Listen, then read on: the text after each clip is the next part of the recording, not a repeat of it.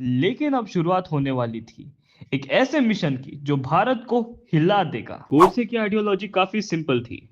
उन्हें पूरे भारत को हिंदू राष्ट्र बनाना था। एंड मे बी सेक्युलर नाम का वर्ड आज एग्जिस्टेंस में हो। अगर आज 2025 में नथुराम गोडसे जिंदा हो जाए तो इंडिया कैसा होता? क्या वो फिर से कुछ बदल देने वाला कदम उठाते, या फिर 75 साल बाद दुनिया उन्हें समझ पाती जो उन्होंने 1948 में सोचा था? लेकिन ध्यान रहे, ये वीडियो किसी को ग्लोरीफाई करने के लिए नहीं है, बल्कि समझने के लिए है। उस सोच को, उस आइडियोलॉजी को जो एक वक्त में पूरी देश को हिला गई। सुबह के 6 बजे एक न्यूज फ्लैश होती है। Breaking news, Nathuram Godse is alive. पूरा देश हिल जाता है। न्यूज रिपोर्टर से हिस्ट्री क्लास से निकलकर गोडसे अब रियल वर्ल्ड में आ गया है। पुलिस, पॉलिटिशियंस और हिस्टोरियंस सब कंफ्यूज हो चुके हैं।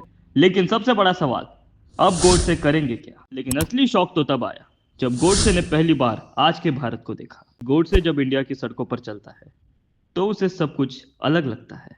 स्मार्टफोन्स, मेट्रो सिटीज और लोग सेल्फी लेते हुए उन्हें दिखाई देते हैं। लोग मंदिरों में भी जा रहे हैं, लेकिन मंदिर से ज्यादा लोग सेल होने पर मॉल में नजर आते हैं। वो सोचेंगे, जिस भारत के बारे में मैंने सोचा, क्या ये वही भारत है? Because as many of you know, Nathuram Godse की आइडियोलॉजी काफी अलग थी। इवन जब नथुराम गोडसे को पकड़ा गया तब उन्होंने ये कन्फेस किया कि उन्हें गांधी जी से कोई दिक्कत नहीं, बस उन्हें ऐसा लगता था Mahatma Gandhi is being soft to other religions. And यहाँ पे उन दोनों की आइडियोलॉजी मैच नहीं हुई, and rest is history. Godse में भी थिंक दैट गांधी की आइडियोलॉजी देश को तोड़ रही है, लेकिन आज रिलीजन के नाम पर राजनीति और राजनीति के नाम पर धर्म का व्यापार, ये सब सोच के वो हैरान है। उनका सपना तो पलट गया। उसके नजदीक हिंदुत्व का मतलब कभी नफरत था ही नहीं। लेकिन आज वो देखते हैं लोग आइडियोलॉजी को लेकर लड़ रहे हैं, लोग एक दूसरे के खून के प्यासे हो गए हैं। And that's where he decide that चुप रहना गुनाह होगा। एक प्रेस कॉन्फ्रेंस होती है, सारे कैमरा उस पे जूम होते हैं। गोडसे माइक उठाते हैं और कहते हैं, मैं किसी से नफरत नहीं करता, मैं गांधी से भी नफरत नहीं करता था, मैं सिर्फ उनकी सोच से असहमत था।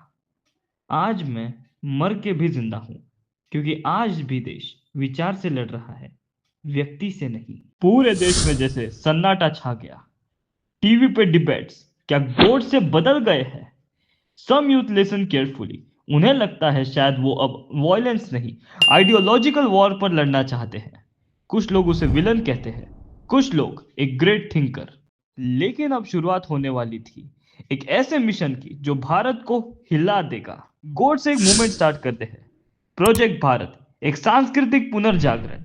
उसका एम सिंपल है, भारत को सिर्फ रिलीजन के नाम पर ही नहीं, कल्चर के नाम पर भी पहचाने। स्कूल्स में वो चाहते हैं कि हिस्ट्री के दोनों पहलू पढ़ाए जाए, गांधी भी और गोडसे भी। न्यूज चैनल्स पर कहते हैं एक देश जब तक स्ट्रांग नहीं हो सकता जब तक इतिहास एक तरफ से देखता है। कुछ लोग उसे समझाने लगते हैं, कुछ लोग उसे रोकने लगते हैं। प्रोटेस्ट शुरू होते हैं, पर कुछ स्टूडेंट्स बोलते हैं कम से कम अब हमें कहानियों के दो पहलू मिल रहे हैं। और इस तरह एक पुरानी सोच फिर से जन्म लेती है, और फिर वो शांत हो जाते हैं और स्क्रीन पे लिखा आता है, हिस्ट्री कभी मर नहीं जाती, वो बस नए सवालों के साथ बाद में लौट आती है।